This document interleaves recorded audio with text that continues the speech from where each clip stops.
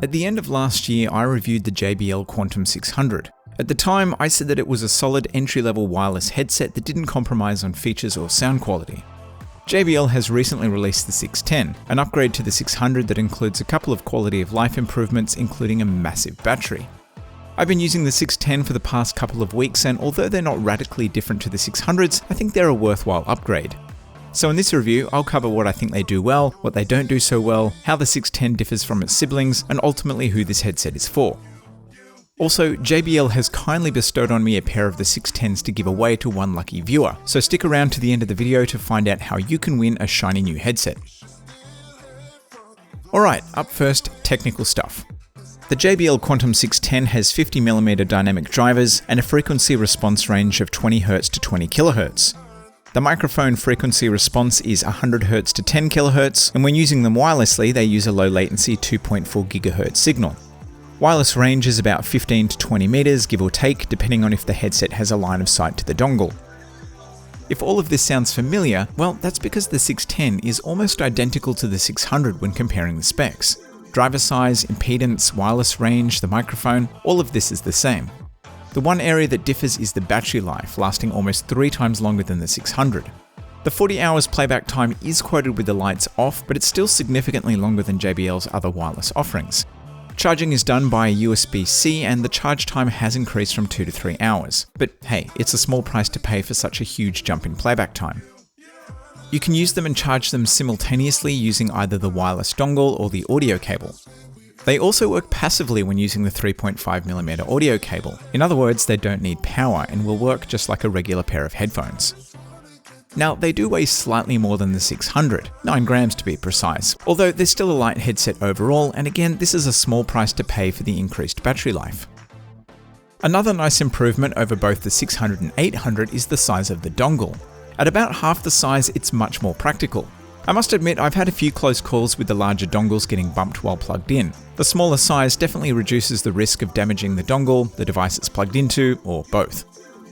On the right ear cup you have the power button, and on the left ear cup you have the mute button, a USB-C port for charging, the 3.5mm audio input, and the dials for volume and game and chat. The design is very similar to the rest of JBL's range, with customizable LEDs on both ear cups. Don't worry, you can turn these off if that's not your bag. The microphone is a standard flip down to activate and flip up to mute design, with a red LED indicating when it's muted. The ear cups rotate so that you can lie them flat, either on your chest when around your neck or when on a desk. Overall, they're a pretty chunky design compared to some other headsets, but their construction feels sturdy.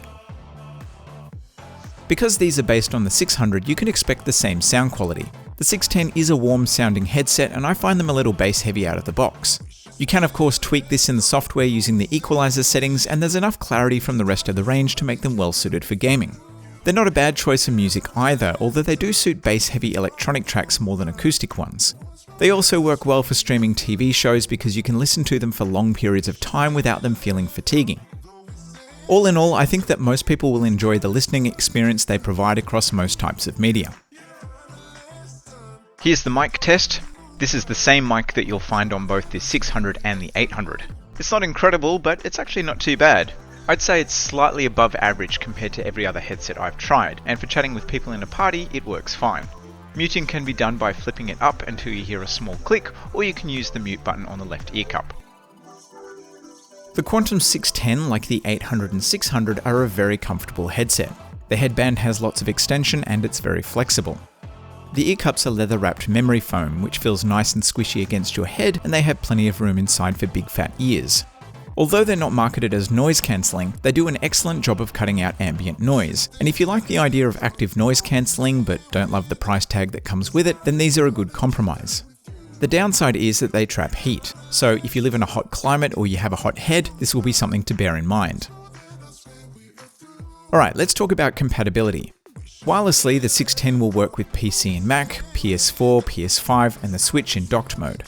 If you want to use JBL Quantum Surround, which is the surround sound feature, you'll need to use them with PC, or alternatively you can get surround sound with select games that use 3D audio on the PS5. The Game and Chat dial, which mixes the game and chat audio, only works when using them with the Quantum Engine software. In other words, it only works for PC. On other platforms, you'll need to manage these audio levels within your system settings. Now, using the audio cable, you can connect them to anything that has a 3.5mm audio input, so Xbox, phones, your iPod, whatever. It's worth mentioning that you can use the microphone when using the 600s exclusively with the audio cable. The headset doesn't need to be powered on either. Okay, so really my only complaint is the same complaint that I have with the 800 and 600, and that's the software. The software remains a hassle. For starters, it's PC only, which means you won't be able to use the JBL Quantum surround feature on any other platform, and it also means that you won't be able to play with the equalizer or light settings.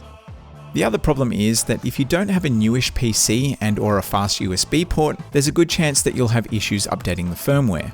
I have an older laptop that can run the software, but the update process always fails because the USB ports are too slow.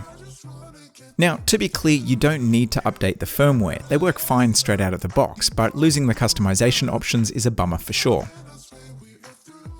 So, in summary, while the 610 doesn't reinvent the wheel, it does do enough to make a good headset even better. I would have liked to have seen some of the features from the 800 included here, like the wider frequency range. The bigger battery is definitely a welcome improvement though, that gives you heaps more playtime than many other headsets.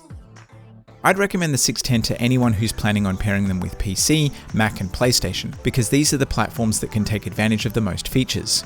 PC is clearly the target platform because of the software, as it's the only way to access the customization options, Quantum Surround, and the audio mixing controls on the headset. Beyond these platforms, they're a good choice for someone who needs flexibility. There's almost nothing they can't connect to in some way, and the fact that the microphone works while using the audio cable without power is very handy. The Quantum 610 retails for $229 Australian or £110 or $159 US. Okay, so how'd you like to win a pair of the JBL Quantum 610? Well, JBL has kindly offered to give away a brand new pair to one lucky viewer. To enter the competition, you'll need to follow JBL Quantum ANZ on Twitter. You'll also need to leave a comment below that includes the word giveaway. And finally, you'll need to fill out the form linked in the description. I know it's quite a few steps, but it was really the only way that I could do it. Now, you can only enter once, so there's no need to spam the comments 1,000 times. Additional entries will just be ignored.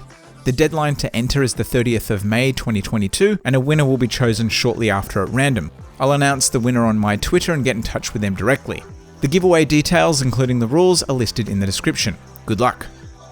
As usual, if you like this video, help me out with a like, dislike if it pissed you off, subscribe for more reviews of both gaming accessories and games, check out the Patreon to support what I do, but otherwise, thanks for your time.